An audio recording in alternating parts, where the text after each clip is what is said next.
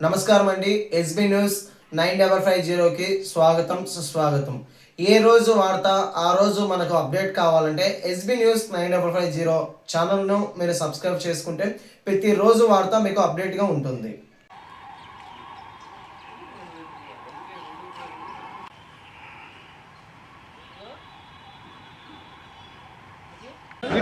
నమస్తే. ఇట్టా ఇట్టా చూడు. మళ్ళా చేయించున్నా. నమస్తే.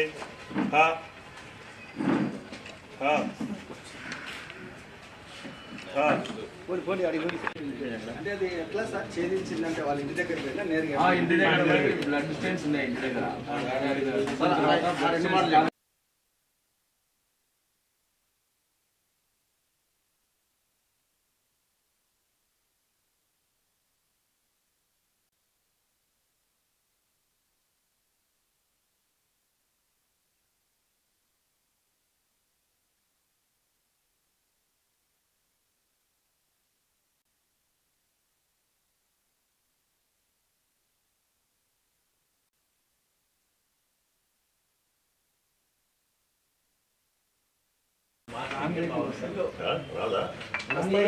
వస్తుంది సార్ పాత దిశ ఉంది సార్ స్పందన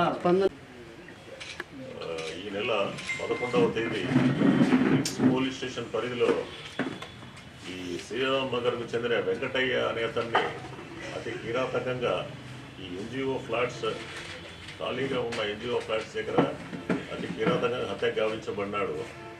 అదేవిధంగా ఈ సంఘటనపై 12వ తేదీ రిమ్స్ సిఐ రామకృష్ణారెడ్డి గారు కేసు రిజిస్టర్ చేసి దర్యాప్తు ప్రారంభించినాడు. ఈ హత్య కేసులో ఎటువంటి క్లూస్ కూడా లేవు.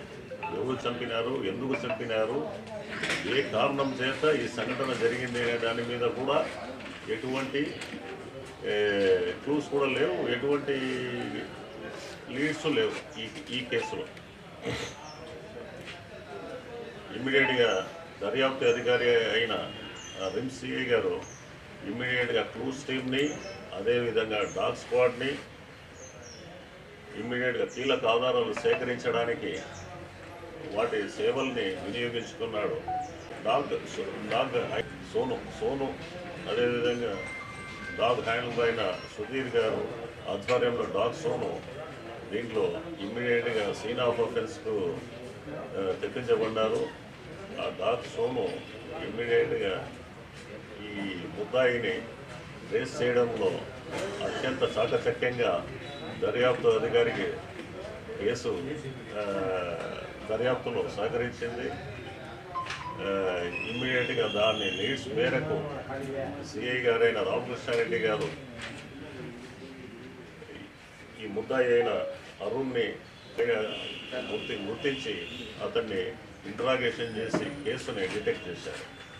ఇది దీని పెట్టి ఇష్యూ, వాళ్ళిద్దరి మధ్య ఉన్న పెట్టి ఇష్యూ. అందులోనూ బాగా తాగినారు. తాగిన దాంట్లో వాళ్ళు మాట తిరిగి కొట్టేశారు. ఇతను ఇంకొకతను మనస్పర్ధలు ఉన్నాయి. దాని చిన్న పెట్టి ఇష్యూస్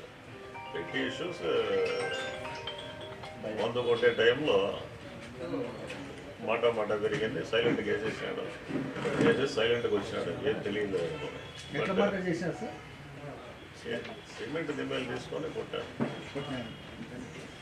హత్య చేసే సమయంలో వీడియోలో తీశారట సార్. అవి ఆయన ఫోటో కూడా తీశాడు.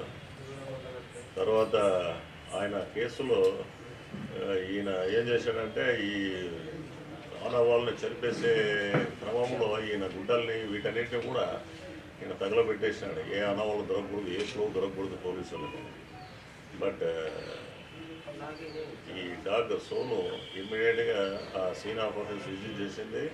ఆ సెంట్ స్మెల్ ఆధారంగా ముద్దాయిని కూడా దర్యాప్తు అధికారి గుర్తించడంలో సహకరించింది.